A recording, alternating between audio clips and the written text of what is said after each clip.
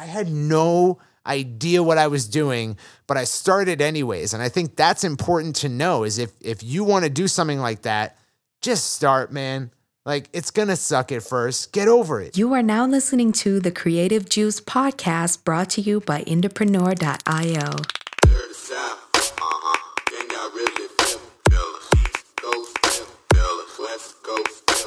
What's up, Indies? Welcome back to the Creative Juice podcast. I'm your host, Circa, and without me today is Corinne because I am batching content because I'm going on my honeymoon next Tuesday, which will be March 5th. So I'm going on my honeymoon. I'm going to have 12 days away from my treasured workstation, and I have to batch all this content to come out. But that means that you've got some awesome episodes coming to you from Jack and Corinne, which I'm very excited about, and some more listicle type episodes coming while I'm away. But I just wanted to do this quick episode because I want to tell all of you guys what my journey starting a YouTube channel has been like so far. For those of you who are just tuning in, we started a YouTube channel at the beginning of this year. So first week of January, we started, and it's been a wild ride. Like, I've learned so much.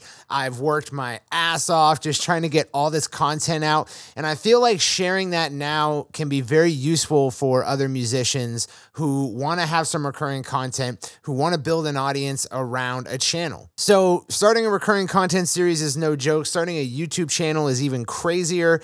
And my journey through it has brought me a lot of revelations, a lot of important lessons that could help you speed up your path to doing the same thing. And now that we're almost at 1,000 subscribers for that YouTube channel and things are really picking up steam, I feel like now's an opportune time to talk about how it all started. So I started YouTube actually as a user, becoming a power user in late summer or early fall of last year. I'm a huge fan of comedy. Some of my favorite comedians are from my home state, like Bill Burr. And I've been listening to Bill Burr's podcast for like 7 years now, but I never really had an urge to watch podcasts on YouTube until Nino told me that I really should start watching Joe Rogan's podcast on YouTube. Joe Rogan interviews a lot of amazing people, and I'm a huge fan of a lot of his guests. So it was a good entry point in for me to start just like watching those episodes with my phone on my desk while I'm doing my work. Now, I have YouTube Red, which allows me to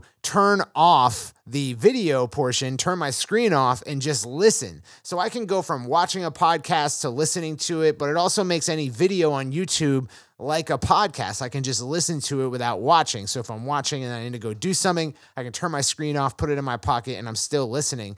And that changed things for me on YouTube. Once I started realizing that capability, I was really like, oh my God, I have the entire library of like all the collected knowledge in the world right here in my pocket in a big way. And YouTube became both a visual and an audio source for me. I started really ratcheting up my watch time on YouTube. I watched like every Joe Rogan podcast that came out, and those are all like 3 hours. And by watching Joe Rogan, I got into other comedians like Theo Vaughn. Tom Segura is one of my favorite comedians. He does a podcast with his wife called Your Mom's House, and that's on YouTube as well. So I'm watching all these comedy podcasts, and through it, I started to understand YouTube. I started to understand the use case for YouTube, because YouTube isn't just a video hosting platform, especially with YouTube Red now, where we have that turn any video into a podcast feature.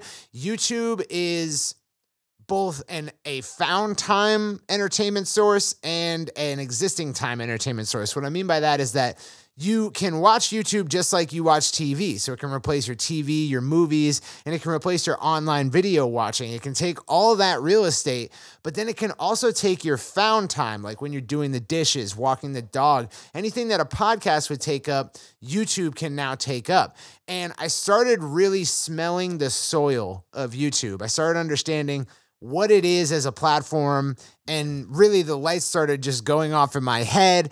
I understood how YouTube integrates into my life. I understood how the feed works. I understand like once you become a subscriber of a fair amount of YouTubers, the tabs on your YouTube app on your phone become a whole lot more relevant, because every morning I'd show up at work and I'd check my subscriptions tab to see what people had uploaded for me over the last night. And then I could stream all this content that I was super excited about while I'm at the gym or while I'm just getting up to my morning tasks that are kind of rudimentary and automatic. And so once I understood the why behind YouTube, once I understood that it was a medium that I didn't have to leave, even if I had to shut off my phone, I could still listen. I could still continue streaming information and entertainment.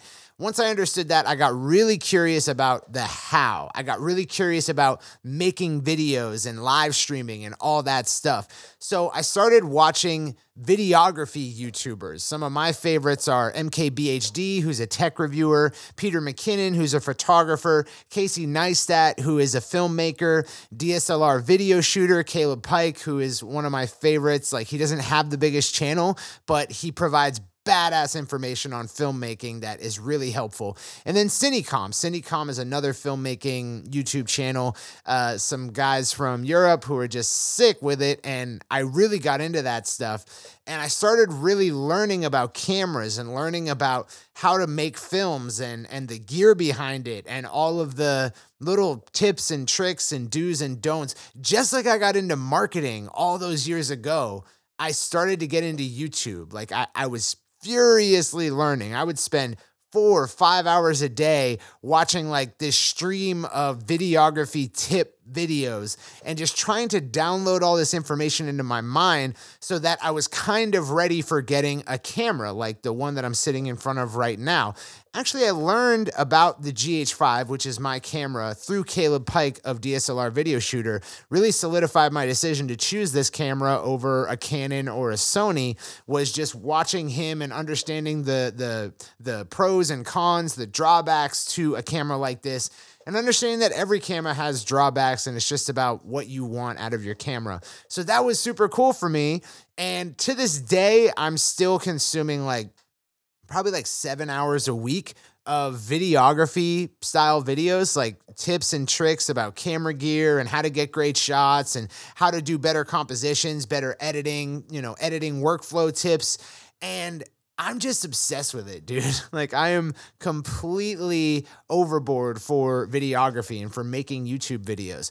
I'm also starting to get into how to promote YouTube videos, which a lot of these YouTubers that I've mentioned already, they provide their kind of experience about promoting their YouTube channel, how they can upload better, how they can promote better, thinking of better video topics that are going to get more search rankings, all that stuff. And that's a whole other section of it. So I learned a lot in those, I would say from September to early December of last year. I was just learning as much as I could about videography through these videography YouTubers.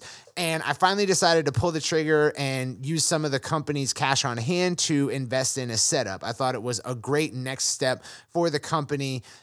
We have a lot of great top of funnel content, like this podcast that you're listening to or watching right now is top of funnel content. If you don't know anything about us, you don't trust us yet, you don't know why you should go with us for your training and education resource on marketing your music, then this podcast serves as an education stage kind of piece of content. It's going to show you that we know what we're talking about, that we're here to provide helpful information.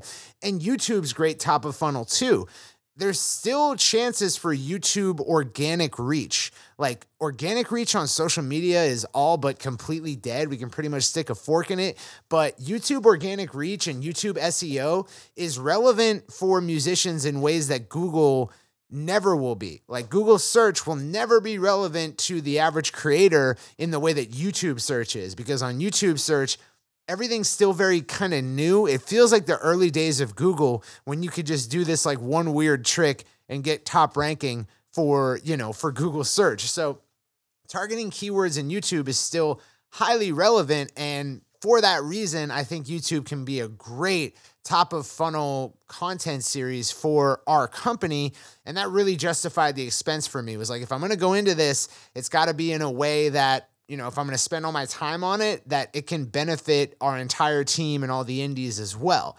So that was kind of my decision-making going into it. And around Black Friday, I finally purchased my setup. Black Friday, Cyber Monday, heading there into December.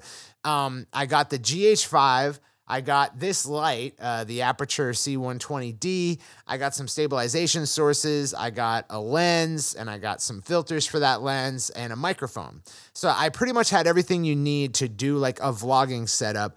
And I started messing around with it. I started filming.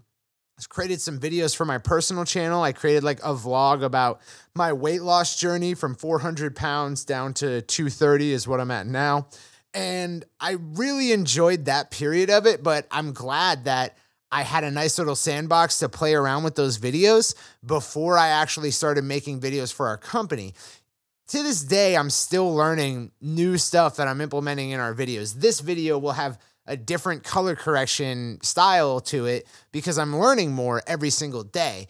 But I would say a lot of those big mistakes I got out of the way early on just by creating my own little videos and testing out my camera, doing a lot of camera tests, trying out new things. So I'm glad I went through that. So, okay, so early, in the fall, I started really paying attention to these videography YouTubers, vloggers, and understanding what the culture was like on YouTube and the use case for the YouTube user. And then towards December, I'm getting my camera set up, and across Christmas break, I'm running all my camera tests, creating a few like demo videos to try out all these videography things I had learned. So cut to the end of the year when it was time to actually decide to launch our YouTube channel, Full Stack Creative. I had the idea for Full Stack Creative before the channel. So I'm a large believer that soon creativity will probably be the only monetizable skill besides developing, but also like computers, like AI is getting pretty good at writing code and writing apps.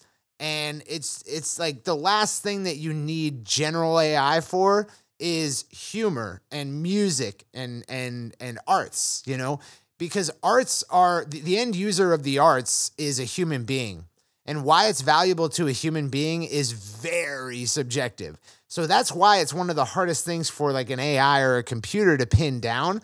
And so anyways, I really think that creativity is going to be like this last gold rush for humanity. And I believe that it's not just going to be like musicians. It's not just going to be vloggers. It's going to be people who can do all of the arts, right? This like sort of like full stack creative role where you really have a hand in all of it, especially as the tools get easier, more democratized. You can really start to learn, how to have your hand in every facet of artistic endeavor. And that is only more emboldened, more proven by the fact that I was able to pick up videography in like 3 months just with watching some YouTube videos. I think that is indicative of this larger trend that I'm banking on, I'm betting on. Indepreneur is a huge bet on that trend as well. So I knew I wanted to represent full stack creatives, people like me who not only know how to, noodle around on a guitar, how to sing, how to songwrite, but also how to make videos, how to graphic design, how to create cool merchandise and clothing and all that stuff. Because I think that that's where we're headed, is that like if you're creative, you're going to need a hand in all of it. So I wanted to create Full Stack Creative. And I thought that would be a great name for the YouTube channel, kind of treat the YouTube channel as a separate brand from Indepreneur. I thought that was important because on YouTube, we're going to find an audience that's not just our existing indies. There's going to be new creators who come into us there. And I want there to be something there for them that doesn't already have its own culture, that a culture we can build on YouTube. So I settled on Full Stack Creative being the name of the channel. And then I hit up our branding guy, Casey, who's a great friend of mine from back in college. We were in an artistic fraternity together called Nu Sig Mu, which is actually tattooed on my arm. And if you're watching on YouTube, you can see that tattoo. And so I hit him up and I was like, hey, Casey, we need a new brand ID for an extension of the Indepreneur brand. I explained to him the whole thing and he really loved it. He's actually a huge YouTube fan as well, a fan of many vloggers. And so he was really excited about the whole thing, and to this day still is. I'm actually trying to get him to purchase a camera setup because of how just I can tell by talking to him that he really wants to get into YouTubing, and I think he'd be great at it. I think he'd be great at creating videos. He's got a great artistic eye. If you look at our channel's branding, like it's on point. So anyways, Casey made our brand ID for us. And then I decided, okay, I need like a schedule to commit to for the first month. Just blow out all the tubes and really just put every effort I can into trying out this channel and a format for it. So I decided I wanted to launch in the first week of January. I wanted to do 6 uploads per week. I'm kind of getting away with 6, right? It's actually 5 because this video is one of those 6 or was one of those 6. And it's something we do anyways, so it's not really a whole lot of extra work to turn on the camera, throw it into Premiere Pro once we get this podcast file back, sync the audio, and then bounce it again and upload it to YouTube. It's really not much extra work. So I'm really making 5 videos per week starting in January. That was my plan. I wanted to do a vlog, like our creative lifestyle, what it's like running this company, what my life is like.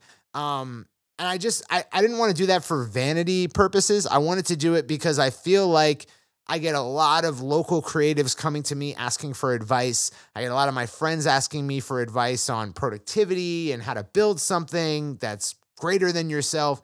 So I wanted to share that. I wanted to share kind of my processes so that other creatives, had something to look at. Just like I looked at Peter McKinnon and Casey Neistat and my new favorite YouTuber, Potato Jet. I look at them to see what they're doing so that I can replicate that success.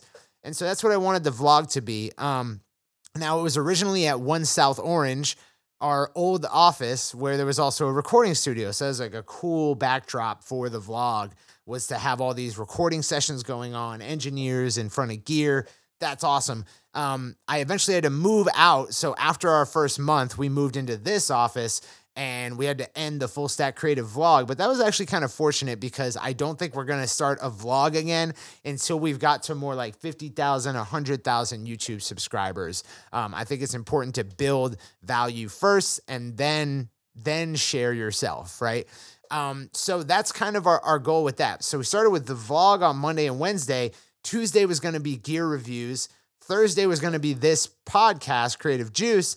And then Friday was going to be tutorials. And Saturday was our second podcast, That Ain't Music, which is on hiatus right now until we get our podcast set up in this new office. So I committed to that and I announced it publicly so that I couldn't go back on it. And then I started. And for the first 5 weeks, I hit that schedule. 6 times a week we were uploading, and it was crazy and difficult and challenging, and I lost a lot of sleep and I was nervous all the time, but I enjoyed the fuck out of it. I really, really enjoyed it, and I wouldn't have traded it for anything. I'm glad that I did it for those first 5 weeks and that I committed to doing it for that time because I learned so much about YouTube during that time. Starting with daily uploads allowed me to dive in head first and dial it back later, if it was too extreme. So I learned my camera settings like really well. I learned how to properly expose shots. I learned Premiere Pro, my editing software. I learned how to get around in it. I learned hotkeys to speed up my workflow. I learned how to do effects properly and keyframe and all this stuff. And then I learned a lot about color science and color correction. I pretty much hated every video I uploaded because and I think that's common among YouTubers, especially the successful ones talk about that, is that if you don't hate when you upload, if you don't hate the video, then you're capped out. There's nowhere to go from there. And every time I uploaded, I was like, this is wrong, that's wrong. I know not to do that now because I learned it last night, but I had already edited this video. So literally, I would go to upload one morning, and the last night I had been watching YouTube videos learning. And so I would upload and I'd be like, oh man, I know this is wrong and I know how to do it now, but I had to follow that schedule. I learned a lot about color correction, which is one of my favorite parts of filmmaking, is getting beautiful colors out of your camera. I learned a lot about camera movements, still learning a lot about that. I learned a lot about lighting styles, about how to edit, how to get coverage for a given scene, get wide shots, then medium shots, then close-up shots, and edit those together. I learned how to build a process for creating videos and uploading them, how to kind of eliminate some waste with what I was doing. And through that process, through creating, almost 30 videos in 5 weeks, I learned really, really well how I wanted to make videos. Like I tried everything and I'm starting to get down my style and what I want to do with my videos and who I want to be on these videos is another thing, like what my on-camera personality is like. And getting comfortable with all that, I wouldn't trade it for anything in the world. I'm so glad that I went through that trial by fire to really learn how to do it. But like I said in one of our videos when I announced that we were going to stop the daily uploads is that I needed more time to promote and I needed more time to implement what I was learning. I hated having to upload and knowing that I now knew something that could have made that video better. So having that time to really go back and change a video based on what you've learned, I wanted that back. I wanted that freedom. And I also wanted the freedom to promote each video more. And that really had to do with titrating down and going to 3 uploads per week. Actually, it's technically 4 because we upload this podcast, the video version, every week, but it's really 3 videos I'm making every week. I can really focus in on those videos and I can make them as good as I possibly can. So that's kind of my journey that I took, right? It started like towards the end of summer last year, started becoming a power user of YouTube. Then I started watching vloggers and really understanding why vloggers are the most popular on YouTube right now, why they rule that channel. And then I started getting furiously interested in how you make these videos, camera science, videography, filmmaking, all that. And then I committed to starting a channel with no idea what I was doing. And I think that's important because if you think that I had some like grand foreknowledge of how I was going to be able to pull off daily uploads, how I was going to be able to make good, compelling videos, how I was going to be able to get from, 300 to 1,000 subscribers. I didn't. I had no idea what I was doing, but I started anyways. And I think that's important to know is if you want to do something like that, just start, man. Like, it's going to suck at first. Get over it. It's going to suck. There's nothing you can do beforehand that's going to make it not suck. And if it doesn't suck, it means that in the time that you were doing it, you didn't get any better than your first upload. So it should suck. It should embarrass you in a couple months when you go back and look at it. That's what's supposed to happen. So just start. And I'm glad that I just started. I learned a lot about promoting on YouTube as well. I learned about when's the right time to upload. How much does that matter? What should your thumbnails be? What should your descriptions be? What should your videos be about? How should you sequence them? How should you sequence the edit to make it more interesting? And those lessons were hard fought because it took videos falling flat on their face for me to really feel the misery enough to want to know how to do it right. And that's another part of creativity that I don't think anyone taught or like not enough people talk about is that you need tactically applied pressure. That's a common term on our team is TAP, tactically applied pressure. If you put pressure on yourself to overwhelm yourself slightly, just slightly, so that you'll grow to meet that challenge, that's ideal. That's the sweet spot. So you want something that's challenging, it's beyond yourself, it's more than you know that you can do, but not so overwhelming that you'll fail or you'll burn out or anything like that. So tactically applied pressure. And I had that tactically applied pressure of uploading constantly and trying to grow this YouTube channel. I had committed to that. That's what I wanted to do with my, half of my work life. And if I'm not doing it, then I'm failing. And if I'm failing, I feel bad. And I don't like that, right? I don't like that feeling of failure. So I'm going to do what I need to do to make it better. And so when I say like just start, I don't mean like you're going to be sick at first. I don't mean like you're going to blow up overnight. I mean like by starting, you'll put that tactically applied pressure on yourself and you'll figure out the right things to do over time. But if you don't start, there's no pressure. There's no pressure whatsoever. You could take all the time in the world. You didn't tell anyone you were going to do it. You haven't started doing it yet. There's no pressure whatsoever. So I think tactically applied pressure is the name of the game when it comes to creativity and entrepreneurship. Like put yourself in a position to grow. Put yourself in a position to grow with your knowledge. Put yourself in a position to grow in terms of your character. And that was really what starting this YouTube channel was about, was putting myself in a position to go to the next step. I'd started this company. I've marketed tons of musicians. We built this agency. That's all awesome. But where do we go from there? how do we put pressure on ourselves to get better than that? And that's really what I think it's all about. So that's why we started our YouTube channel. And that's why I've been making videos, about half of my time here at work, is because I think that there's a next step beyond where we're at right now. And I want to get there. And the only way to get there is to figure out all the embarrassing ways in which we aren't there yet. So that's been my journey, starting this YouTube channel. I really love it. I'm not going to stop. I'll tell you that. I'm definitely not stopping now. The subscribers are starting to pick up. We're barely, I think we just hit 950 at the time that I'm recording this. So we're almost at 1,000. And for a lot of people, that might seem like peanuts because these other channels have like 100,000, but it's more than double what we had 2 months ago.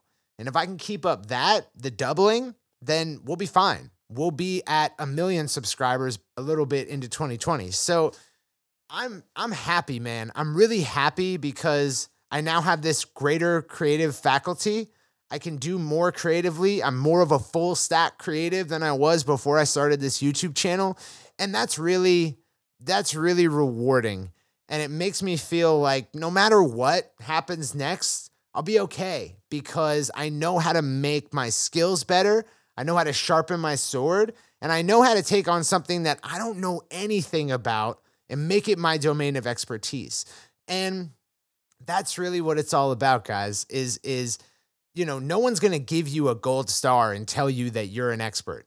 No one's going to pat you on the back and tell you know everything you need to know in order to do X professionally. You kind of got to go out there and take it, right? You can waste a lot of time believing that you can't do something instead of just figuring out how to do it. And I wasted a lot of time thinking about how we'd start off with just 300 subscribers and not thinking about what it would be like to get an extra 700, to get an extra 700,000, right? I never really considered the fun that I could have on the grind, on the path, right? And I got to tell you, like, I'm way happier than I would have imagined I would be if I had made 50 videos and only gotten 700 extra subscribers, right? That doesn't bother me at all. Like, I'm really happy. And so, yeah, I just wanted to share that with you guys. I wanted you guys to know, especially as musicians, like trying to create something, trying to create an audience, trying to create a movement, you need greater faculties than you came to that challenge with. And hopefully this story can serve as evidence that within all of us is the capability to grasp those faculties and to wrestle them to the ground and make them ours, If you're out there and you're listening to this and you think, well, I'm not very technical or I don't know anything about X or I don't, I've never done Y, like, shut up, man. I've never, as of earlier this year, I had never made a video before. Like I had made like talking head videos like this one, but I had never like filmed something or put together an edit or anything like that. I had just done very light stuff. And I've learned so much with free resources and obviously, paid gear, but all of the stuff I used to learn how to use that gear, completely free. Never paid a dime for any of it. And I think that's true of almost everything now that we have the internet. Like you can learn almost anything for free. And if you have specific questions that you feel like a specific person can help you with, you can buy, like everybody's got training on something or another. I bought DSLR Video Shooter's GH5 guide just so I could learn more about this camera. But everything I needed to learn in order to know that I needed to learn more about this camera, I learned for free. So yeah, I guess to sum this all up, if you're out there and you feel incapable, put more pressure on yourself, man, and really believe that you can do pretty much anything. If I didn't believe that, I would have never tried to do what I've done now, which is create a YouTube channel, become good at filmmaking, and get to 1,000 subscribers, man. And for me, I just picture an auditorium filled with 1,000 people, and that really puts it into perspective for me. So yeah, start today, man. If you've got a creative passion beyond just music, or if you want to supplement your musical creativity with something more, something that your audience can grab onto day after day after day, start now.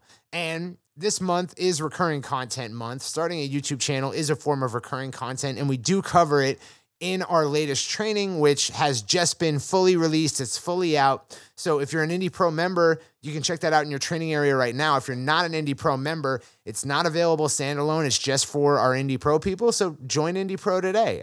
I can't recommend it enough. There's almost a dozen trainings on everything that I've ever learned about marketing music, everything that our agency employs for our clients when it comes to marketing music. So it's definitely a good buy, and it's just $37. And if you don't like it, you can cancel after a month. No harm, no foul. So I highly recommend checking that out. I put a lot into the training, put a lot of what I've learned so far into the training, and I think it's going to be helpful to anyone who wants to get started today. But like I said, you don't need a training or any gear to get started. You just need that willingness to learn, that tactically applied pressure, and that belief that you too can do what all these other people have done. If you see someone out there doing it, they're not that much smarter than you. They don't have more money than you. They didn't come from a rich family. They just believe that they could figure it out. I've been Circa for Indepreneur. This has been the Creative Juice Podcast, a very special episode. And thank all of you for listening. Thank all of you for carrying the torch of creativity, because that's the torch I bear too. And to have these comrades, these commiserators, these compatriots on that journey of creativity is amazing. So thank you to our indie community. And I will see you guys after my honeymoon. In a second here, I'm going to batch the rest of my episodes for my hiatus. So I literally will not see you guys till then, but have an awesome couple of weeks, and I'll see you guys when I get back from Europe. Peace out, Indies.